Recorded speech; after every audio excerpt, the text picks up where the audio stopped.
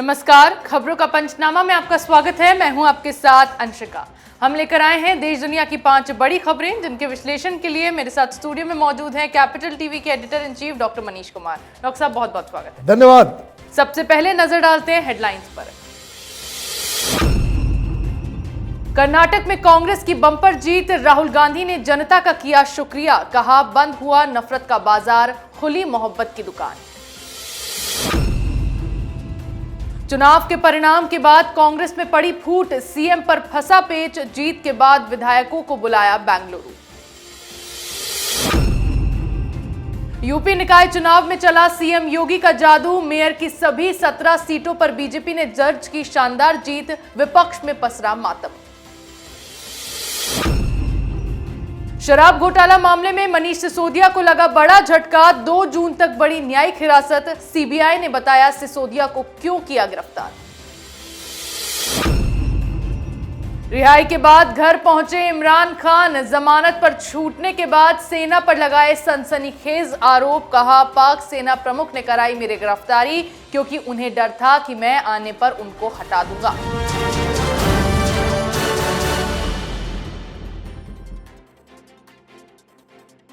खबरों की शुरुआत में बात करेंगे कर्नाटक चुनाव के नतीजों की। कर्नाटक विधानसभा चुनाव में कांग्रेस ने शानदार जीत हासिल की है। 136 सीटें जीतकर कांग्रेस ने बीजेपी सरकार का सूपड़ा साफ कर दिया है। कर्नाटक कांग्रेस अध्यक्ष डीके शिवकुमार ने अपने विधानसभा सीट कनकपुरा से चौथी बार जीत हासिल की है। इस ऐतिहासिक जीत पर कांग्रेस कार्यकर्ताओं का जोश हाई रहा। वहीं कांग्रेस नेता राहुल गांधी ने कर्नाटक की जनता का शुक्रिया अदा करते हुए कहा कि कर्नाटक में नफरत का बाजार बंद हुआ है, मोहब्बत की दुकान खोली है। डॉक्टर साहब, आखिरकार रिजल्ट्स आ गए और कांग्रेस ने बम्पर जीत हासिल की। देखिए, बिल्कुल, और ये जीत बहुत ही ऐतिहासिक है और इसके लिए क्रेडिट कांग्रेस पार्टी को दी जानी चाहिए। उनका जो तैयारी और उनका जो एजेंडा और जिस मुद्दे को लेकर के वो जनता के पास गए, वो सब कुछ इस बार सही सही निशाने पे लगा। 40% की भ्रष्ट सरकार, लोगों ने कहा कि हाँ। महंगाई, लोगों ने कहा हाँ। तो ये तो डेमोक्रेसी का ही सिस्टम है। आप जनता का समर्थन नहीं प्राप्त कर पाओगे, चुनाव हारोगे। इसके लिए चाहे प्रधानमंत्री मोदी को उतार दें आप, चाहे अमित शाह को उतार दें, या कोई भी स्ट्रेटजी आप अपना लें, जब तक जनता का समर्थन नहीं होगा आप चुनाव नहीं जीतेंगे। बीजेपी चुनाव इसलिए हारी क्योंकि आप हर चुनाव मोदी के चेहरे पे नहीं जीत सकते। स्टेट इलेक्शंस होते हैं और वहां आपको योगी आदित्यनाथ हो, शिवराज सिंह चौहान हो, या देवेंद्र फडणवीस हो, या फिर असम के मुख्यमंत्री सरना जैसे लीडर्स को आपको खड़ा करना पड़ेगा। आपके पास लीडर नहीं थे। आपको लगा कि भाई आप मोदी को लास्ट मोमेंट में उतार देंगे, 22 रैलियां कर लेंगे और लोग आपको स्टेट इलेक्शंस में वोट दे देंगे। ये भारतीय जनता पार्टी को अपनी पूरी रणनीति पे रिथिंक करना पड़ेगा। प्रधानमंत्री मोदी बिना किसी डाउट के देश के सबसे पॉपुलर लीडर हैं, लेकिन जनता उनको प्रधानमंत्री बनने के लिए तो वोट दे सकती है, लेकिन हर राज्य में मुख्यमंत्री आप ऐसे वैसे चेहरे को बिठा देंगे तो जनता आपको रिजेक्ट भी कर सकती है। शायद इसी वजह से भारतीय जनता पार्टी की करारी हार हुई है। राहुल गांधी का मनोबल बढ़ा है और बढ़ना भी चाहिए। जी बिल्कुल, कर्नाटक में भले ही कांग्रेस ने शानदार जीत हासिल की है, लेकिन नतीजों के बाद पार्टी में फूट पड़ती दिखाई देने लगी है, क्योंकि अब पेंच राज्य के सीएम पर फंस गया है। सीएम कौन बनेगा कांग्रेस में, इसकी लंबी फहरिस्त है। एक तरफ पूर्व सीएम सिद्धारमैया ने दावा ठोक दिया है, तो दूसरी तरफ कांग्रेस प्रदेश अध्यक्ष डीके शिवकुमार भी अपनी दावेदारी पेश कर रहे हैं। कांग्रेस के राष्ट्रीय अध्यक्ष मल्लिकार्जुन खड़गे ने सभी विधायकों को बेंगलुरु बुलाया है, जहां 5 स्टार हिल्टन होटल में 50 कमरे बुक किए गए हैं। जीते हुए विधायकों को रात तक होटल में पहुंचने के लिए कहा गया है, जिसके बाद अब कल कांग्रेस विधायक दल की बैठक होनी है। डॉक्टर साहब, बड़ा पेच यहां फंस गया है। क्या कांग्रेस में फूट के आसार दिख रहे हैं? ये ऑलरेडी फूट हो चुकी। आप देखिए सवेरे से किस तरीके से सिद्धारमैया हो या फिर डीके शिवकुमार हो, वो मीडिया में आकर के अपनी दावेदारी कर रहे हैं। हालांकि अब तो दिल्ली से उनको आदेश दे दिया गया है कि ये चीफ मिनिस्टर कौन होगा या आपने क्या किया नहीं किया, इसके ऊपर मीडिया में बयानबाजी बंद हो। इन दोनों ने तो बयान देना बंद कर दिया, लेकिन एक ने अपने बेटे को उतार दिया मैदान में, दूसरे ने अपने भाई को उतार दिया। सब कह रहे हैं कि मेरा भाई बनेगा चीफ मिनिस्टर, ये डीके शिव कुमार के लिए, और बेटा बोल रहा है कि सिद्धरामैया बनेंगे मुख्यमंत्री। तो ये तमाम चीज़ें जो हो रही है, कांग्रेस पार्टी फिर से उसी मुकाम पे आ गई है जब देश की जनता ने 3 राज्यों में बड़ी सफलता पिछले बार दिलवाई थी, जब राजस्थान, मध्य प्रदेश और छत्तीसगढ़ के चुनाव हुए थे। क्या निष्कर्ष निकला? अभी तक वहां पे ये सेटल नहीं हो सका क्वेश्चन कि चीफ मिनिस्टर किसको होना चाहिए, कौन बन गया, किसके साथ धोखा हुआ, किसको। राजस्थान में पायलट साहब क्या कर रहे हैं, ये सबके सामने है।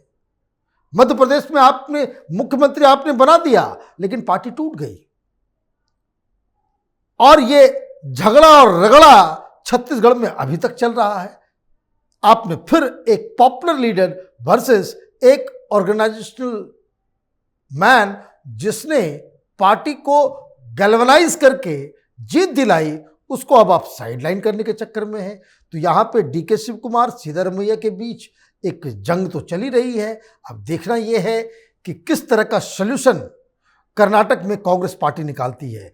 छत्तीसगढ़ की तरह 5 साल तक ये रगड़ा में चलता रहेगा, या फिर राजस्थान की तरह झगड़ा में चलता रहेगा, या फिर मध्य प्रदेश की तरह पार्टी टूट जाएगी और सरकार बिखर जाएगी। जी बिल्कुल, कांग्रेस ने भले ही कर्नाटक की लड़ाई जीत ली, लेकिन अब असली जंग पार्टी में तब शुरू होगी जब सीएम को चुना जाएगा। आगे बात करते हैं यूपी निकाय चुनाव के नतीजों की। उत्तर प्रदेश नगर निकाय चुनाव में सीएम योगी का जादू चल गया, जिसमें बीजेपी ने बम्पर जीत हासिल की है। मेयर की सभी 17 सीटों पर योगी ने कब्जा कर लिया है और सपा, कांग्रेस और बसपा का सुपड़ा साफ कर दिया है। नगर निकाय चुनाव में बीजेपी की धमाकेदार जीत से विपक्ष में मातम पसरा हुआ है, क्योंकि सबसे ज्यादा लोकसभा सीटों वाले इस प्रदेश पर बीजेपी का विजयी रथ रुकने का नाम नहीं ले रहा है। लोकसभा, विधानसभा में जीत के बाद सीएम योगी आदित्यनाथ ने नगर निकाय चुनाव में भी विपक्षी पार्टियों को यह बता दिया कि उत्तर प्रदेश में उनका एजेंडा नहीं चलने वाला है। डॉक्टर साहब, बीजेपी ने यहां म्युनिसिपल जो इलेक्शंस थे उस पर भी जीत हासिल की है। देखिए, जिन गलतियों की वजह से आप कर्नाटका हारे, उन्हीं खूबियों की वजह से आप उत्तर प्रदेश जीत रहे हो। भाई, यहां मोदी की जरूरत पड़ी? नहीं पड़ी। अमित शाह की जरूरत पड़ी? नहीं पड़ी। किसी बड़े लीडर की जरूरत पड़ी? नहीं पड़ी। क्यों नहीं पड़ी? क्योंकि यहां का किला, उसका रक्षक जो है एक पॉपुलर लोकल यूपी का लीडर है, सीएम योगी आदित्यनाथ। आपके पास कर्नाटक में भी इस तरह के लीडर होने चाहिए। आपके पास उन राज्यों में जो स्टेक पे है, चाहे वो अभी आने वाले चुनाव हैं 3 राज्यों में, चाहे वो मध्य प्रदेश हो, राजस्थान हो, छत्तीसगढ़ हो, यहां पर भी अगर आप लीडर्स खड़े नहीं करोगे कि जिसको देख करके यंग जनरेशन उसके प्रति जो है, वो जो first time second timer voter जो होते हैं वो काफ़ी संख्या में होते हैं और वही गेम चेंजर होते हैं। तो ये जो बिल्कुल थके हारे से लीडर अगर आप पेश करोगे, जैसा कि आपने कर्नाटक में किया, जैसा कि आपने झारखंड में किया था, जैसा कि आपने सुस्त किस्म के चीफ मिनिस्टर आपने मध्य प्रदेश में रख दिए थे, तो आप हारेंगे। लेकिन जहां धामी जैसे, शर्मा जैसे, योगी जैसे आपके पास लीडर्स होंगे, वहां सेंट्रल लीडरशिप को कुछ करने की आवश्यकता भी नहीं होगी और ये लोग खुद कमान संभाल लेंगे। तो ये जो जीत है योगी आदित्यनाथ की जीत है, और इसके लिए पूरा क्रेडिट उनके जो गवर्नेंस का स्टाइल है, जिस तरह से लॉ एंड ऑर्डर को या फिर करप्शन को जिस हिसाब से वो टैकल कर रहे हैं, जनता का विश्वास उसमें बना हुआ है। जी बिल्कुल, नगर निकाय चुनाव में बीजेपी की जीत के बाद ये साफ होता नजर आ रहा है कि लोकसभा की 80 सीटों में से 75 से ज्यादा सीटों पर भाजपा का कब्जा होने वाला है।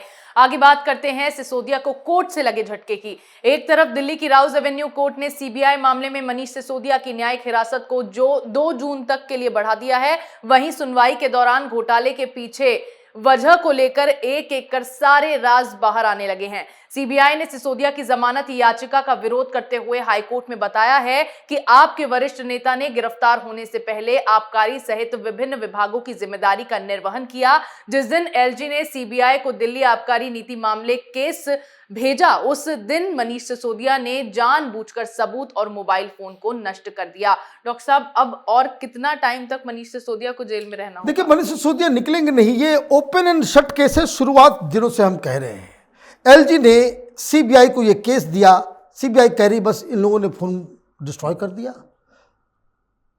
बहस के दौरान सीबीआई की तरफ से यह भी कहा गया हाई कोर्ट को कि जिस कैबिनेट नोट के आधार पे इसका फैसला होना था, उस कैबिनेट नोट में 3 लीगल ल्यूमिनरीज, जिसमें एक former chief justice of India ने अपनी राय दी थी कि कानून नई एक्साइज पॉलिसी लानी है या नहीं लानी है, उस कागज को ही गायब कर दिया इन लोगों ने। आखिरी कहां मिला वो कागज? वो सिसोदिया के पास, और सिसोदिया के पास से वो कागज गायब है। मतलब डिस्ट्रक्शन किसने किया? कंप्यूटर में आपने छेड़खानी की, आपने बकायदा फोन्स आपने तोड़े, उसको बिल्कुल सबूत मिटाने का आपने काम किया। उसके अलावा जिस हिसाब से आपने पूरा प्रपंच रचा, वो तो सीबीआई के, आप ये समझिए कि सिसोदिया किस चीज के लिए मांग रहे थे, बेल किस लिए मांगा जा रहा था। ये केजरीवाल, ये पैथोलॉजिकल लायर्स का जो पूरा गैंग है, ये कह रहे हैं कट्टर ईमानदार, कोई सबूत नहीं, कोई सबूत नहीं। अब ये हाल में लोगों ने प्रेस कॉन्फ्रेंस करके बताया था कि सीबीआई से क्लीन चिट मिल गया है 2 लोगों को। कोर्ट के अंदर ये कहते हैं, ये नहीं कहते कि हमने कुछ नहीं किया, सबूत नहीं है। वहां ये कहते कि मेरी पत्नी बीमार है, पत्नी को बिना देखे मुझे मानवीय आधार पे आप बेल मांगोगे। तो जज साहब ने कहा कि भाई ठीक है, अगर यही आधार है आपका कि बेल आपको दे दी जाए कि पत्नी बीमार है, उनसे मिलना है, तो वीडियो कॉन्फ्रेंसिंग के जरिए जो है आप बातचीत कर सकते हो, उसकी व्यवस्था कर दी गई है। और हाईकोर्ट ने कहा वापस आप अपनी जगह पे जाए, तिहाड़ जेल में जाए। जी बिल्कुल। शराब घोटाला मामले में मनीष सिसोदिया की मुश्किलें लगातार बढ़ती जा रही हैं, जिसके बाद अभी कुछ वक्त तक सिसोदिया को जेल में ही रहना होगा। आज की आखिरी खबर में बात करेंगे इमरान खान की रिहाई पर। पाकिस्तान में 4 दिन तक चले पॉलिटिकल ड्रामे के बाद 12 मई की रात पूर्व प्रधानमंत्री इमरान खान लाहौर में अपने घर जमान पार्क पहुंचे। इसी बीच रिहाई के बाद खान ने सेना प्रमुख असीम मुनीर पर बेहद सनसनीखेज आरोप लगाए हैं। इमरान ने 9 मई को अपनी गिरफ्तारी के लिए सेना प्रमुख जनरल असीम मुनीर को सीधे तौर पर जिम्मेदार ठहराया है। इमरान ने आरोप लगाते हुए कहा है कि फौज में लोकतंत्र जैसा कुछ नहीं है, ये सब आर्मी चीफ के इशारे पर हुआ है। उन्हें डर है कि अगर मैं सत्ता में आया तो उन्हें हटा दूंगा। डॉक्टर साहब, फिर इमरान खान आर्मी से पंगा ले रहे हैं। देखिए, ये मसला यहीं पे खत्म नहीं होगा। रीजन, इमरान खान आर्मी को निशाने पे लेकर वो पॉपुलर लीडर बनना चाहते हैं। दिक्कत क्या है कि लोगों को ये समझाने की वो कोशिश कर रहे हैं कि पाकिस्तान में जितनी भी सारी दिक्कतें हैं वो आर्मी की वजह से है, और आर्मी ये बर्दाश्त नहीं करेगी। पाकिस्तान के अंदर आर्मी हिंदुस्तान की तरह नहीं है, बल्कि वो सारी चीज़ों को कंट्रोल करती हैं। ये तो इमरान खान की चाल रही कि आपने जुडिशरी में अपने लोगों को बिठा दिया जब आप प्रधानमंत्री थे, इसलिए आपको फेवरेबल डिसीजंस मिल रहे हैं। लेकिन ये पहला राउंड है, बॉक्सिंग होता है तो कई सारे राउंड्स होते हैं, तो ये पहला राउंड है।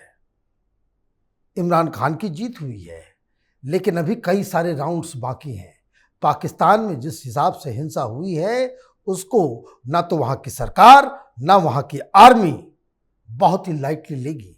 अभी कानून से उनको कुछ राहत जरूर मिली है, लेकिन एक बहुत बड़ी मुसीबत इमरान खान के सामने बहुत जल्द प्रस्तुत होने वाली है। जी बिल्कुल, रस्सी जल गई लेकिन बल नहीं गया। इमरान को जिस आर्मी पर गलत बयानबाजी के चलते गिरफ्तार किया गया था, अब रिहाई के बाद खान ने फिर से सेना से पंगे लेना शुरू कर दिया है। देश दुनिया की तमाम बड़ी खबरों पर हमारे साथ आपके विश्लेषण के लिए बहुत बहुत धन्यवाद। धन्यवाद। खबरों का पंचनामा में मेरे साथ आज इतना ही। अगर आपको हमारा ये वीडियो पसंद आया हो तो इसे लाइक करें, शेयर करें, कमेंट करें, साथ ही हमारे चैनल को सब्सक्राइब करना ना भूलें।